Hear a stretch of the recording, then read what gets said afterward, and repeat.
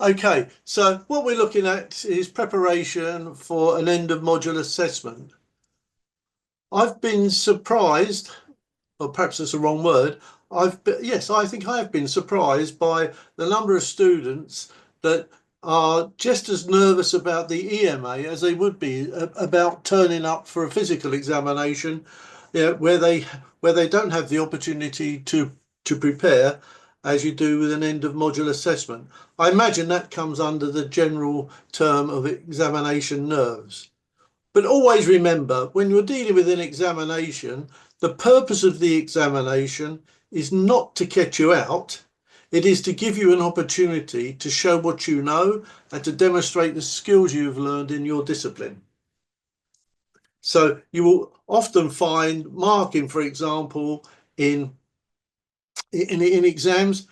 I won't use the word generous because I've never been a generous marker, but it's normally sympathetic. We know the restrictions, particularly in a physical examination hall. We know the restrictions under which you're working. That also means we know that you have an opportunity to prepare carefully for an EMA. So perhaps the pressure comes from a higher expectation. But do you know what? Forget all that. Treat the EMA like preparing for a TMA, for a written assignment. Okay. So what I want you to do is concentrate on the positives of this, and that is the fact that not only is it an opportunity to demonstrate what you have learned from your course, but you've an opportunity to access and use your research more or less as you write. Okay. We're looking as examiners for your knowledge, for your understanding, your writing skills, and your research ability. Okay. Now, the one opportunity where it's very advantageous for examiners and for students is that the format of the EMA goes some way to giving you a greater opportunity to cover in depth some of the stuff you've learned on the course. Stuff is a very technical term, but you know what I mean. And particularly in a course, many of the history courses where they're thematically based. Now, the rationale behind this, behind using themes, is one I completely agree with and support. Because if you're trying to teach over a module of 9 months, a really packed period of history, then you can't be expected to cover absolutely everything.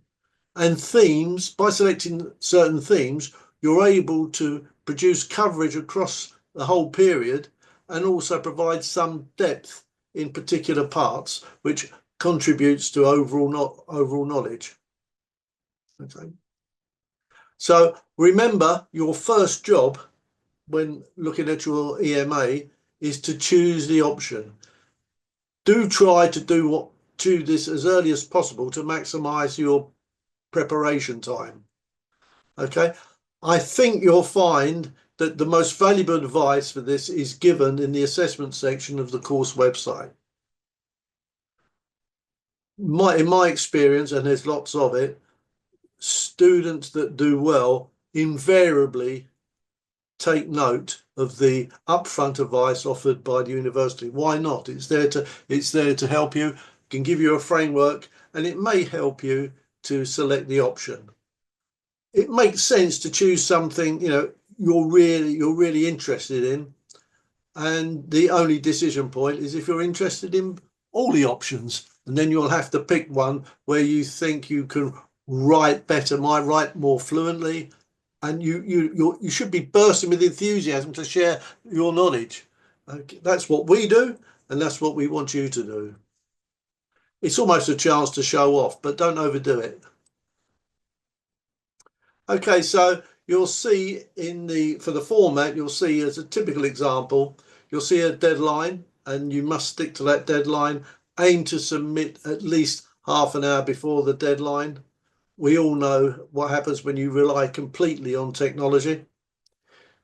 There is a word limit of 3,000 words with a 10% leeway. You must answer one of two questions. we need you to refer to at least 2 blocks of directed study plus independent study. And that is important because that's part of the marking scheme too. We are looking for coverage across the course because this isn't a TMA at the end of a block or a set of units or a module. The EMA is looking across a much broader element of the course, allows you to bring stuff together. And of course, independent study. The beauty, as far as I'm concerned, of the EMA is you do have time in your preparation to engage with more independent study. And I'll be coming back to that later. Continuous prose with referencing, please. Avoid contractions and bullet points. I've been on course meetings where the policy has been we will not accept contractions and that tutors promise not to write them either. We're not having a conversation in a pub, we're writing an academic essay. Okay, so avoid bullet points, just write in continuous prose. And make sure, if you're writing in paragraphs, which is the normal thing and the recommended method, make sure you've got referencing in place. There's nothing worse than reading in an essay or an EMA lots of narrative and commentary, which in themselves might be interesting and show that you have a knowledge, an understanding of the topic. But if there's no referencing, the question we ask is, well, where did this information come from? And without referencing, of course, you can't develop analysis, deepen argument, and engage with historiography. One key rule, one very important point is you can't use anything you've already written during the course of the module. That will be checked.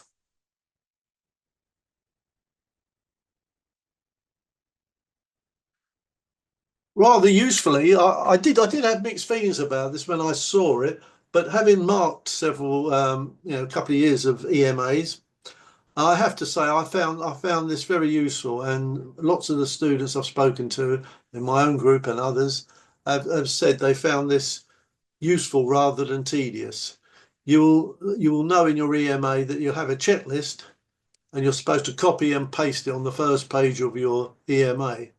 And it makes sense, particularly if you're a student that's under pressure, has got time pressure. Not everybody has the luxury of being able to spend 8 hours a day on this until it's perfect.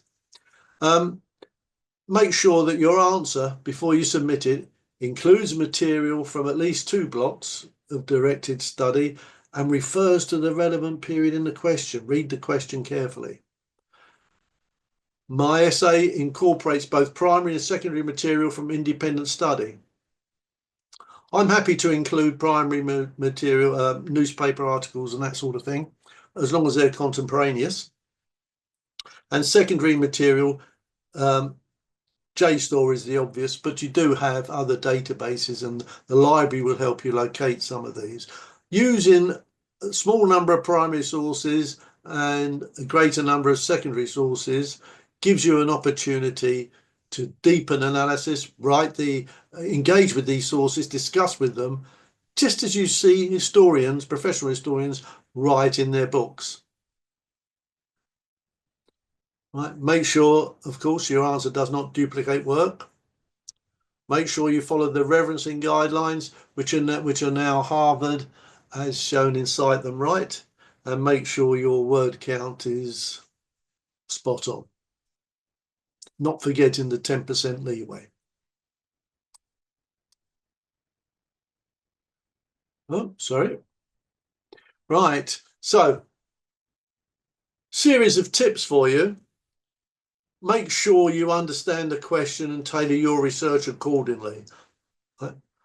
I put this at the top because when I was an undergraduate with the OU, I answered a question and I thought, oh, I know what this means. I know what this is. And I wrote a brilliant, utterly brilliant essay, which scored me 10 points.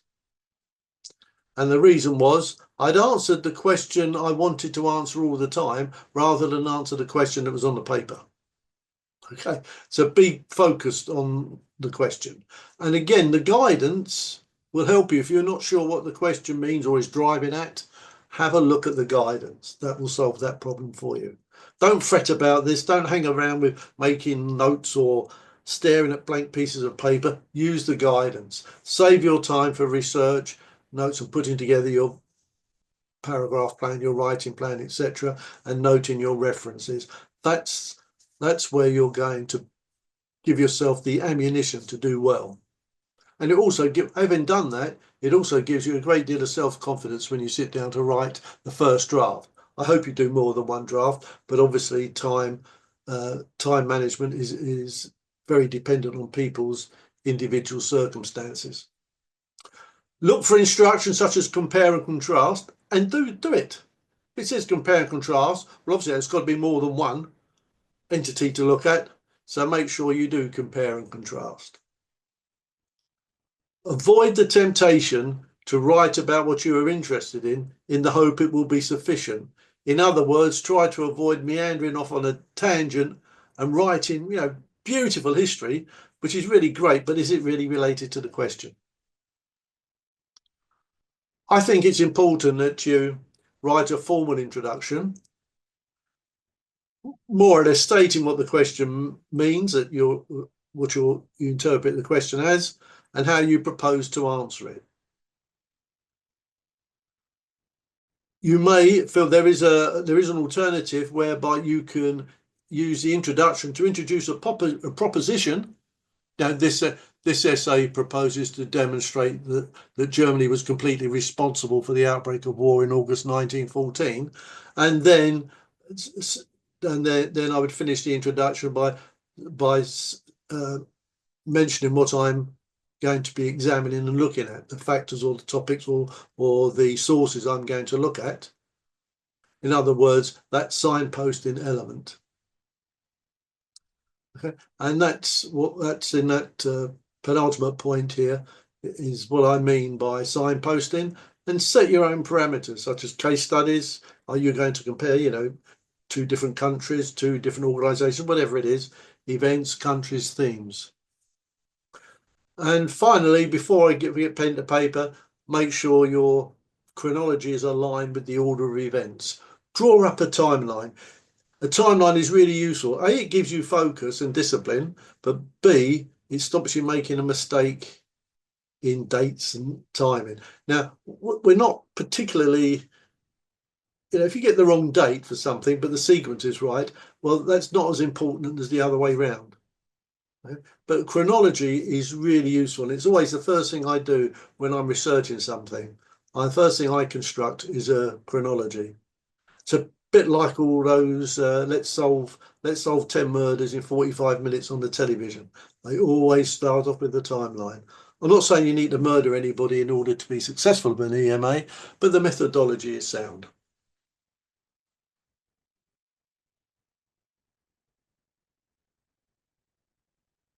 It's important that you learn the arguments from your sources and you develop historiography. Use short examples properly referenced throughout. Even with 3,000 words, I don't think there's room for long quotations, and examiners would much rather see your own words, your skill at paraphrasing. Don't get too close to the original, beware. But you can show your appreciation of the arguments, and then you can say where they lie in the historiography. Okay, so this is what being a historian is all about. Debating and engaging with and between your sources. We weren't there. The events we write about and the people, we'd never met them, and we weren't at these events. So we are dependent on the records, the evidence, and then the subsequent argument and the evolution of arguments afterwards. So we make sure you're familiar with the different schools of thought. Be confident in mentioning. Now, the orthodox view is, which has since been revised, and then subsequently post-revisionist position has been established. I think the way I summarise this is to say we often witness the cycle of you have the orthodox established view of what went on, then that gets revised over time with either new evidence or different ways of thinking, and then that takes it to that side, and then it comes back towards the middle with post-revisionist positions. Do not confuse this with the truth. History is not a search for the truth. It's a search for the best interpretation of evidence. As a bonus point, you could try to mention evidence that may have emerged to change the historiography. One obvious example of this would be the rewriting of the history of the Second World War following the revelation of the ultra secret in the mid-70s, and then again in the 90s following the fall of the Berlin Wall and the release of East German and Russian records, given access to historians like Anthony Beeville. And we can say, yeah, they have changed the historiography. And of course, the other thing that reflects on historiography is the fact that when an historian writes about a period, he or she will also be influenced by the attitudes and of the time in which they're living, in which they're writing, as well as at the time of the original event. Always something worth bearing in mind. Right. Avoid writing lists. I can sort of forgive students in an exam hall under time pressure trying to fill out the question. Yeah, they run out of time, so they're going to write lists. A list down just to show, and that will get them a few marks. So I completely understand the right list. But in an EMA, you've got the time and you got the words to blend analysis, argument, narrative, and historiography. Okay. And finally, I would recommend a good conclusion reflecting the terms of the question. In other words, going back to your introduction, particularly if you made a proposition there, now you've proved it. And a good conclusion is essential for good grades. Keep it relatively brief. You need to save as much words for the meat in the middle. I'd rather have 1 word of historiography than 10 words of conclusion.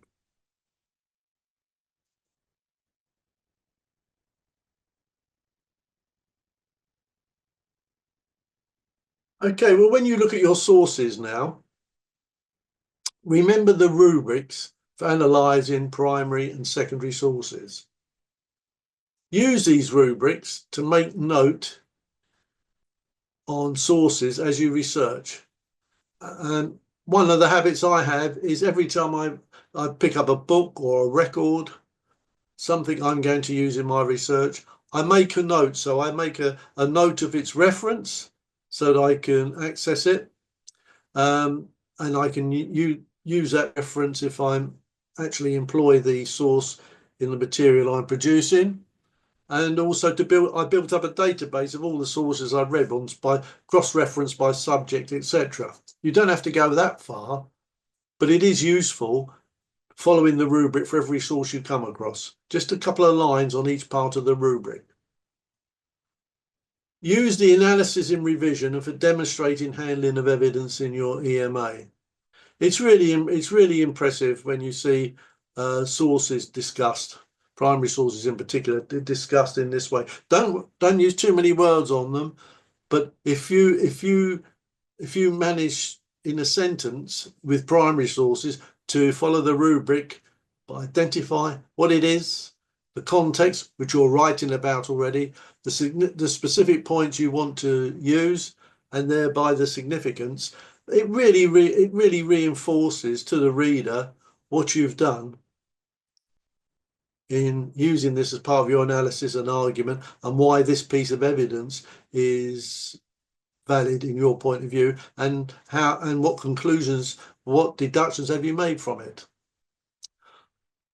On secondary sources, the rubric is you need a quick summary. You need to note how the author or authors have deployed evidence. Have they been selective in their evidence? How have they used it? Where's it from, and that also helps you to produce the historiography. And of course, many journal articles, for example, are a good source of historiography because they will mention it in their opening part. And one tip for using journal articles is always read the abstract first. And if you don't think it's, or you think you can find something better, or it's not as relevant as you thought, then you can move on. Don't read more than the abstract. Yeah, we really don't have the time to read absolutely everything. We'd never finish the course if we did. So, a primary source example. I thought I'd give you a couple of examples. The defence, this is a defence of the realm, which was regulations brought out immediately on the commencement of war in 1914. And I've chosen this unusual example because, you know, and we'll apply the rubric to it. So, shooting homing pigeons, killing, wounding, or molesting homing pigeons. Well, mine boggles. 6 months imprisonment or £100 fine. £100 fine in 1914. Can you imagine it? I mean, that is more than a year's salary for most people. The public are reminded that homing pigeons are doing valuable work for the government and are requested to assist in the suppression of the shooting of these birds. So here we are. We've sent an expeditionary force over to France. We're engaged across the oceans of the world. We're facing this existential threat from the Central Powers. And we're writing about homing pigeons. So, £100 fine is the stick, but the carrot is a £5 reward, which will be paid by the National Homing Union for information leading to the conviction of any person shooting homing pigeons, the property of its members. Information should be given to the police, military post, or to the Secretary of the Union, CC Placket, 14 East Parade, Leeds. Yes. And the reason I've chosen this example is the context, of course, would be the Defence of the Realm regulations, the power of the state over the individual being asserted because of the military situation, the war situation, the emergency situation. So we'll suspend that and we'll replace this with Defence of the Realm. Also, the fact that homing pigeons are a valuable means of communication. There were thousands upon thousands of homing pigeons in France. They were still used in the Second World War. For those of you that have visited museums, you'll see quite a few instances of where homing pigeons were released. They carried them in aircraft and all sorts of things. And you'll notice too that the National Homing Union took out this this advertisement are acting like a subcontractor to the government. Now, this is not the Home Office saying this, or the Ministry of War, whatever. This is the National Homing Union. So it's interesting to reflect on how this is subcontracted by the state in order to enforce this in regulation and to discourage, if not prevent, the shooting of homing pigeons as a resource. And again, what makes this significant is, I think, the extent of the fine, the fact it's headed Defence of the Realm, shooting homing pigeons, all in the same page. It really does make you think about these details of the war and what society is being prepared for as we move from 1914 to 1916 and the institution of total war. Well, this is a pretty good precursor, isn't it? So you see what I mean? So even from what would appear to be a fairly innocuous poster like this, you are able to build up a good paragraph or source analysis depicting, the home front during the war and the move to total war and everything else I said, and the loss of, if you like, freedom to the government under these circumstances.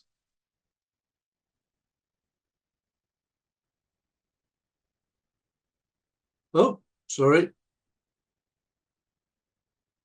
Right. For some reason, this PDF hasn't come out, but I would send it to you. It was very difficult to, I thought this would download. However, that doesn't matter. I will make sure these are sent to Linda so that you can have a look at them. And these I've prepared. They include the examples of photos you've seen before from the Imperial War Museum, where you see women working in factories, women working on farmland. They're sort of, how's the word I'm looking, I don't want to be, I almost find them sort of demeaning. They're saying, well, here's all the women doing this, this and the other. But what I've put in there is a document that shows that by dividing skilled jobs into small parts, women with a minimum of training could carry out the same function as men who'd undergone a 5 or 7 year apprenticeship in order to carry out the same skilled work in munitions. And of course, the employers could see by breaking it down, they could make it cheaper and production faster. So this is going to lead to problems perhaps after the war, when the advances in machinery and productivity could affect the number of jobs and the pay differentials between the skilled and the unskilled. All that sort, that's going to happen after the war. But you can see how this dilution of labour in the war really affected trade unions who thought that they were going to lose out. And of course, one of the methods they used to make sure that didn't happen was that men had to be given their jobs back when they returned. There's also in there one that's rather more sinister or light-hearted, depending on your point of view, and it's from the Taxi Drivers Association to the Home Office, saying, for goodness, I paraphrase here, for goodness sake, stop employing women drivers. You know, they're terrible. They crash the cars. They can't park. They can't do this. They can't do that. And it's undermining our members, and people are being killed by these women drivers. And it's, and it, at one end, you don't know whether to laugh or cry. But again, it's about the men protecting their position in society, protecting their livelihoods. But it's not going to get them very far. And this has to go before Home Office committees and all sorts of things. While we've got, you know, 500,000 men fighting for their lives in France. So it's another example of the home front and the wider war. But I'll make sure those examples are sent to you, and you can see. Okay. Now, referencing. Let's be strict about this, right? The golden rule is, if you're not sure about a reference, make sure, just cite something. There's nothing, as I said, there's nothing worse than reading a nice well-written passage full of facts, numbers, whatever, and there's no idea where they've come from. And we, on the other hand, we don't want generalized statements either, do we? We are writing history, which involves the use of narrative with analysis, with sources, with reference, with argument and historiography. That's what we're looking for, the magic mix. Make sure you use Harvard. And make sure when you check through your draft, make sure that your bibliography or reference list, make sure all the works you've actually used are recorded.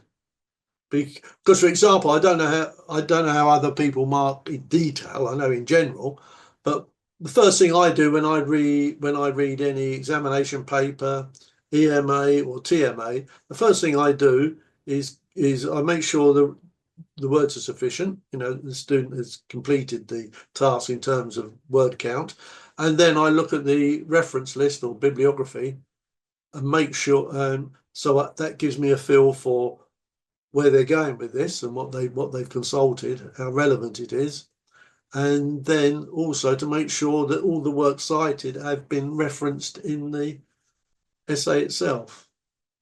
Right? Quite happy for students, and I think it's good practice to add a background reading section for sources consulted but not used. It's something I do in my own work, and you'll see that in a lot of books, that, you know, that virtually background reading or reference read, and then the stuff you've used for referencing. Good referencing is not only a sound academic and necessary compulsory practice, but it also helps to protect you from plagiarism. Right, because we can see if there is an issue with a student's paper where there's lots of similarities, if they have referenced it, then that shows it wasn't done with intent. So that's going to come up with, you know, words of advice rather than, hang on a minute. Now, one thing I can tell you, and I've been working a lot with AI over the last couple of years, is that AI does not generally reference correctly. Be aware.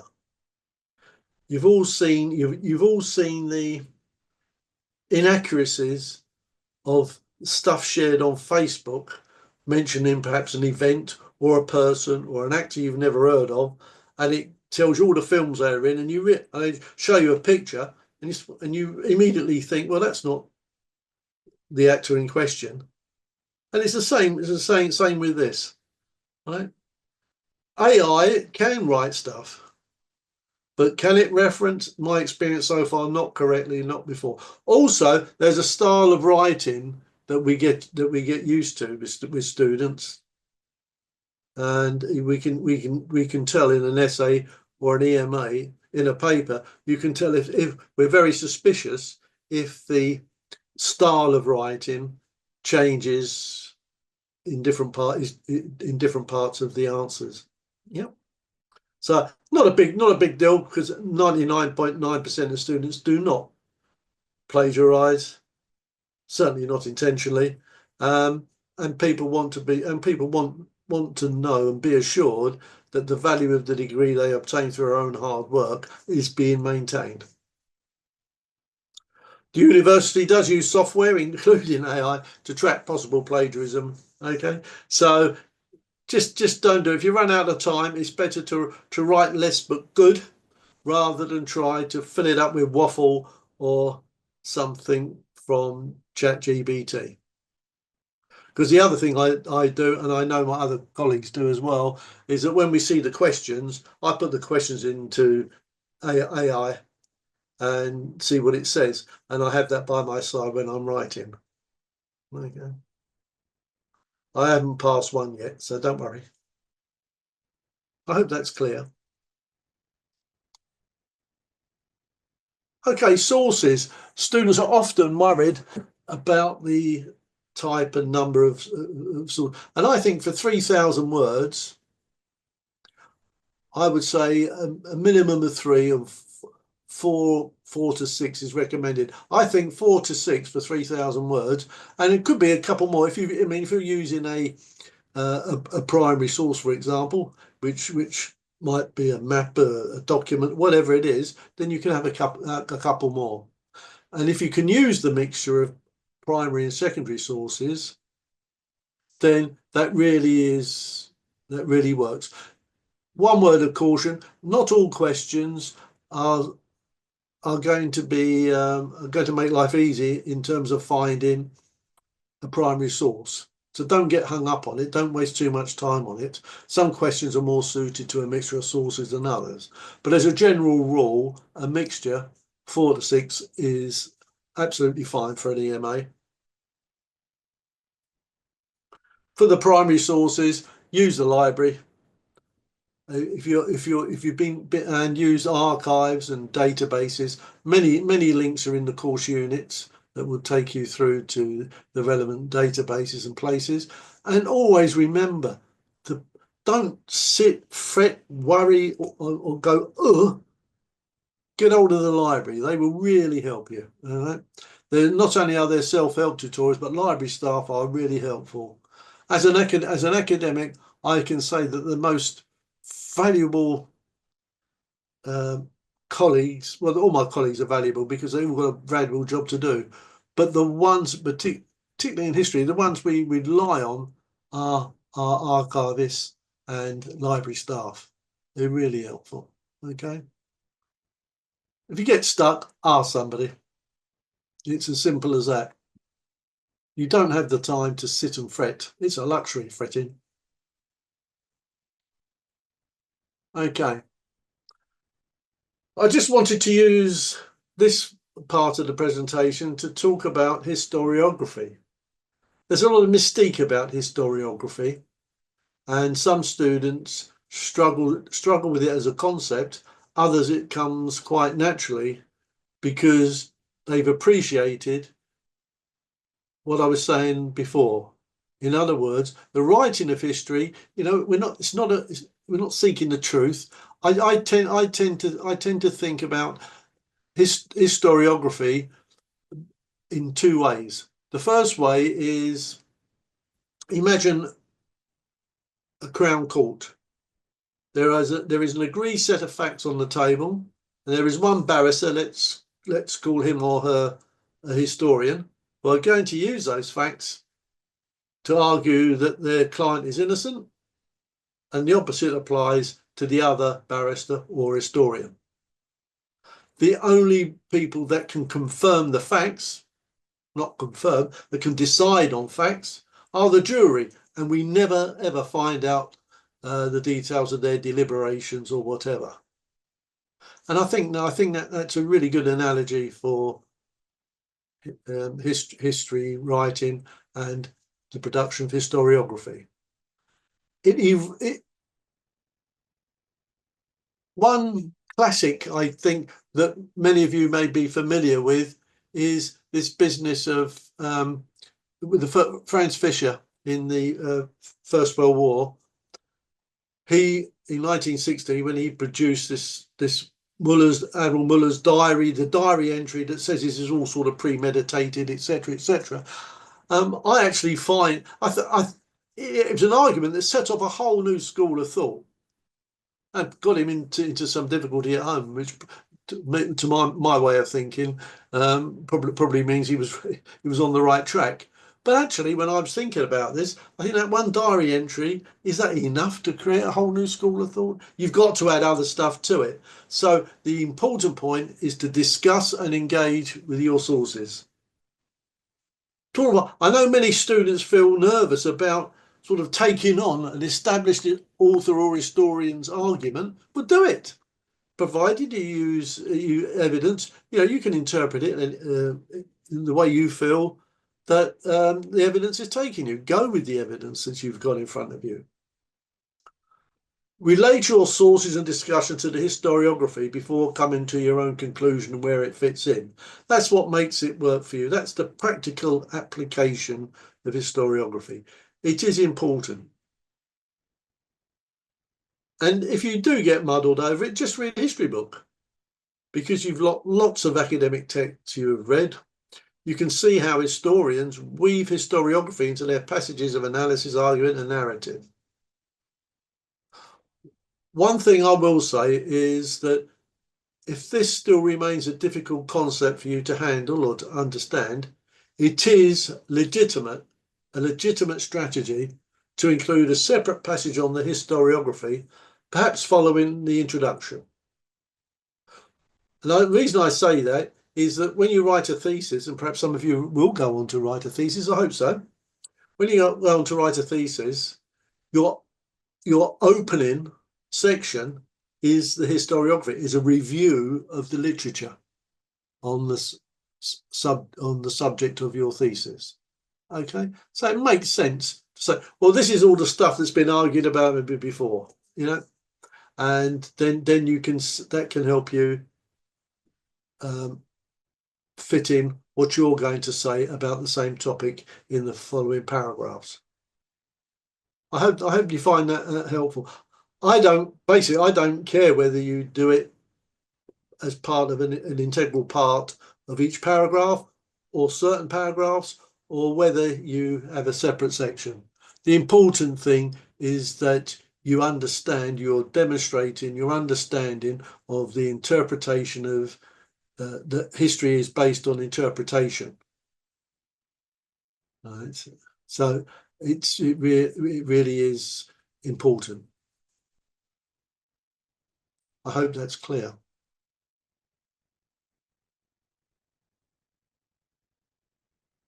Okay. Submission. I mean, this should be easy. You press a button and send it in. Well, okay then. Make sure you know the date and time for submission and note any grace period. Some EMA conditions allow for a grace period. Do check it out right at the beginning. It's not something you want to be scrabbling for, hoping for when you get to the end because you're running out of time. Do not leave submission to the last minute, as I said at the beginning. And please do use your preparation to give yourself time to complete a first draft at least 3 days before submission. Sleep on it. I write frequently and I'm always amazed that, I can turn in one night thinking, oh, done that, brilliant piece of work. And then I read it over a cup of tea the next morning and think, oh, well, I've missed that, or that's in the wrong place. So sometimes when we read and check soon after we've written the original, our mind is, we're looking at what we want to see rather than what's actually on the page. Okay. It's also a good chance, it also gives you a good chance to remove repetitions and manage words. What words have you used too many words in a sentence? Are there words you can cut out? Have you been not flowery, but have you been excessive in your use of description or whatever? You're not writing a best-selling novel. Hopefully one day you might, but you're not writing a best. You need to maximize your use of the word limit. In my experience, many students find it useful to read drafts out loud to themselves. I think this works on 2 levels. First of all, it helps to improve your comprehension. Oh, that didn't sound right. Oh, no, that's not what I meant. That sort of thing. And secondly, your breathing will tell you where the punctuation is. I've seen some long sentences in my time, really long ones, where I've had to stop and start breathing again. Okay, don't write shorter. If you have difficulties with this, or you find it a challenge, write short sentences. For those of you maybe familiar with AJP Taylor, never wrote a sentence more than 15 words. And do you know what that did for his work? It gave it impact and pace. So ba-bum, ba-bum, ba-bum, ba-bum. Really works. Doesn't work for everybody, but it's a method that can be quite useful. And it does add to the impact of your work, which is important. Particularly when you're preparing an EMA and you're trying to demonstrate what you know, you're in command of this stuff, and you don't need to go into long, over-explaining sentences that lose the reader. You can do it short and sharp. Okay, so there are questions. If you do have any questions on any of the items I've put in here, then I'd be happy for you to email me, and Linda will share the email address, and I'd be happy to answer them for you. And thank you for your attention.